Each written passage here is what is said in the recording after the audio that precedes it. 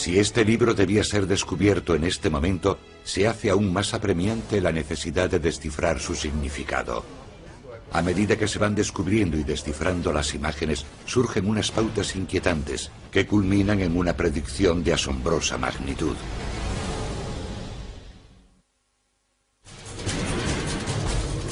Prácticamente todos los hechos importantes de los últimos 500 años han sido relacionados con una profecía de Nostradamus. La creación del Imperio Británico, el ascenso de Hitler, el bombardeo atómico de Hiroshima y Nagasaki e incluso el asesinato de John Kennedy. Algunos opinan que las imágenes del libro perdido hallado en Roma son complejas ilustraciones de predicciones demasiado peligrosas para ser expuestas directamente. ¿Dónde ha estado el libro y cómo llegó a la Biblioteca Nacional Italiana? Es un enigma complicado por el paso del tiempo.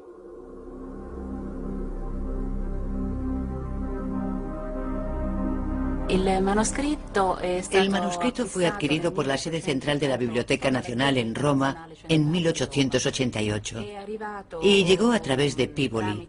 Eso es lo que aparece en el registro de adquisiciones de la biblioteca. No hemos sido capaces de obtener información adicional sobre Peabody, así que no podemos saber quién era o qué hizo.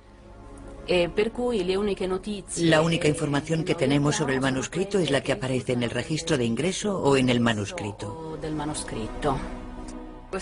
El manuscrito fue archivado originalmente en el registro bibliotecario como un volumen de profecías de Gioacchino da Fiore, mientras que en el catálogo de manuscritos se registró como obra de Nostradamus. La biblioteca no puede explicar la discrepancia entre las dos entradas. Pero existe una página en el libro en la que se afirma claramente que no se trata de una obra de da Fiore.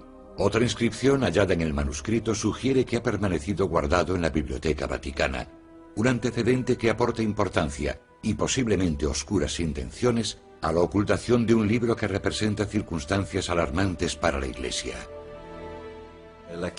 La Iglesia recopiló un gran número de manuscritos y textos impresos de carácter perjudicial, e incluso textos prohibidos que deberían haber sido quemados, pero de hecho se conservaron. Hemos recuperado muchos textos bastante embarazosos para la Iglesia. Parte del simbolismo es bastante directo y otra parte parece estar camuflado, al igual que sucede con las profecías de Nostradamus, y parece describir algunos problemas para el Vaticano o los papas. Las 80 imágenes del libro perdido están llenas de imágenes de papas amenazados o atacados. La representación que se hace de los papas es poco halagüeña. Expresar semejantes predicciones directamente habría supuesto un verdadero peligro para Nostradamus. Vivió en una época en la que la Iglesia era omnipotente y no estaba muy dispuesta a compartir su poder con profetas que afirmasen saber más sobre la obra de Dios que sus sacerdotes.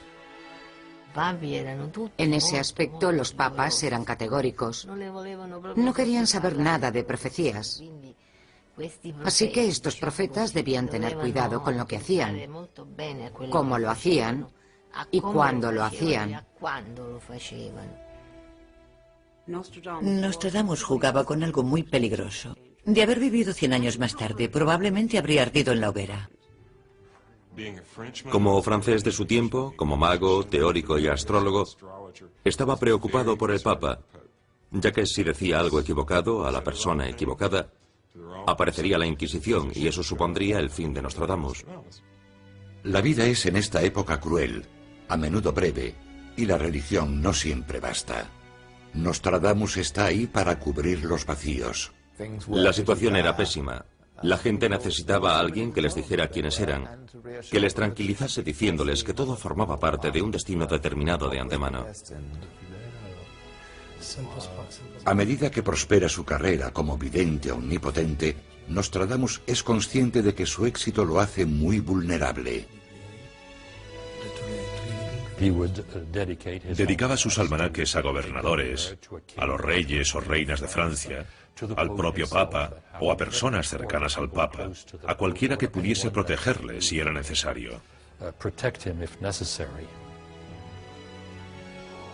La excéntrica reina Catalina de Medici de Francia, que se convierte en protectora preeminente de Nostradamus, lee en su almanaque para el año siguiente que acontecimientos demasiado horribles para ser mencionados le sucederán a su esposo, el rey Enrique II.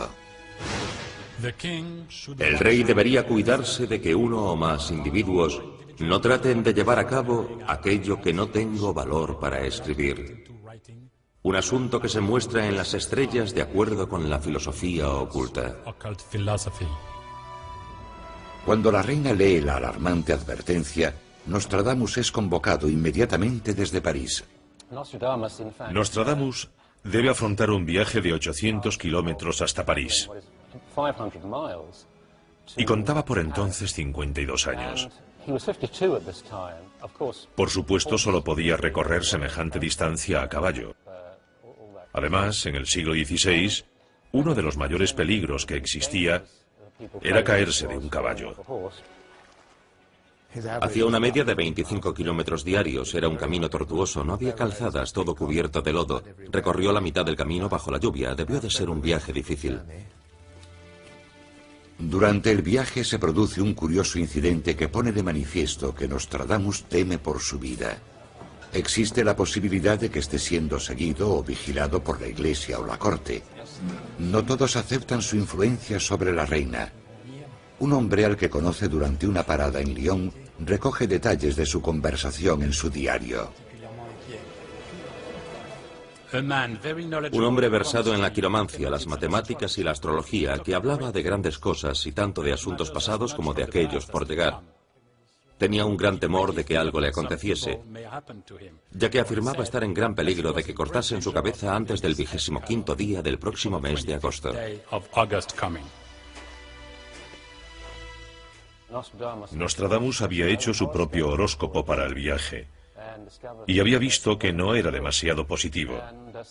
Así pues, realizó el viaje a París temiendo considerablemente por su vida.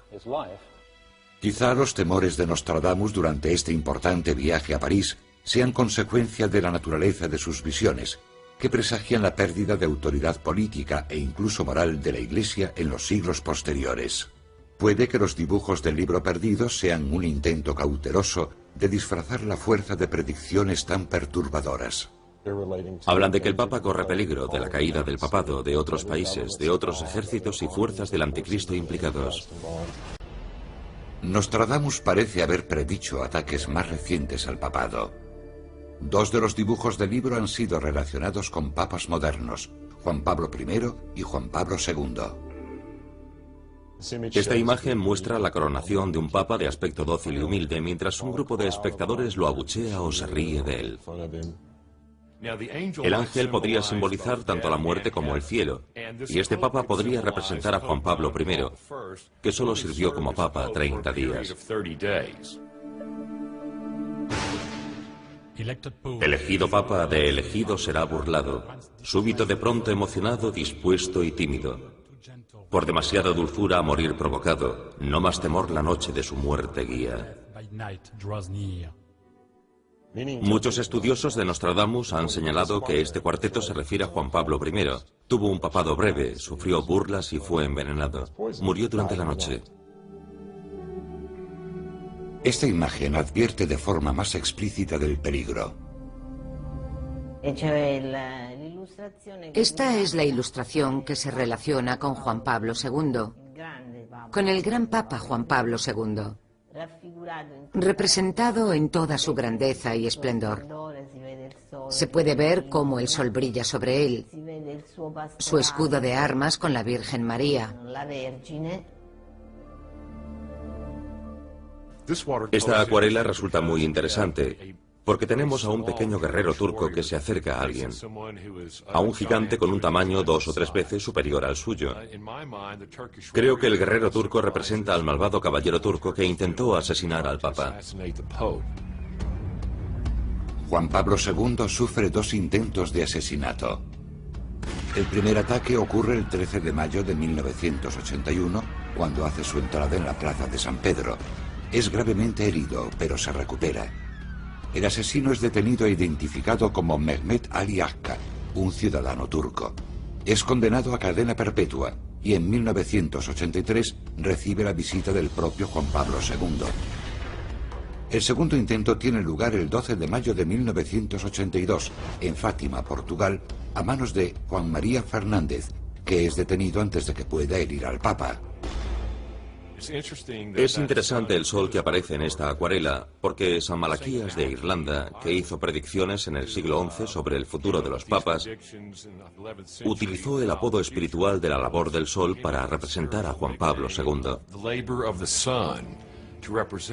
Así que esta acuarela contiene una importante cantidad de simbolismo, y todo guarda relación con nuestros tiempos. Nostradamus es un hombre muy adelantado a su tiempo. La explosividad de sus predicciones explica por qué trató de camuflar sus profecías ocultándolas en dibujos. El propio Nostradamus afirmó que pasarían 500 años antes de que se comprendiese lo que quería decir realmente.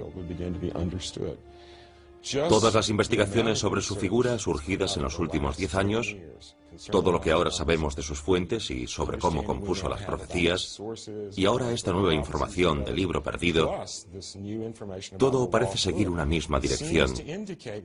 Todo indica tener un mismo destino. Como humanos, siempre hemos tenido la necesidad de emplear imágenes para expresar la complejidad de lo desconocido. El lenguaje es limitado. Quizá por eso lo escrito por Nostradamus resulte tan enigmático. Pero siempre recurrimos a la imagen porque no es limitada. La imagen es universal.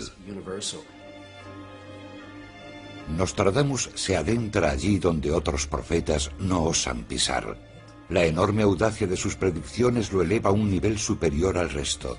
Quizá por ello su fama haya sobrevivido al paso de los siglos. Y su libro perdido nos diga cuándo fueron creadas sus páginas. ¿Qué otras semillas de destrucción y violencia aparecen en las imágenes del manuscrito?